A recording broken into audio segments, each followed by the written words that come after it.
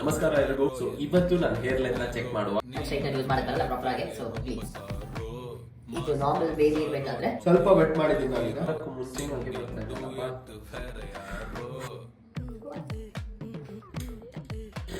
Actually ಸ್ವಲ್ಪ ತಗೊಂಡಾಗಬೇಕು, but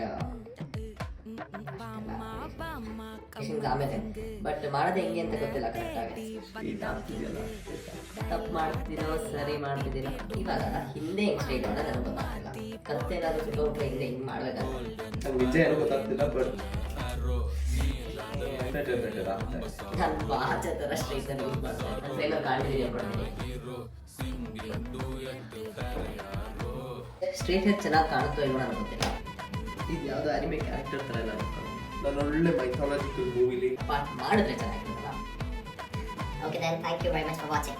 Keep showing ಜಾಸ್ತಿ love. Take care and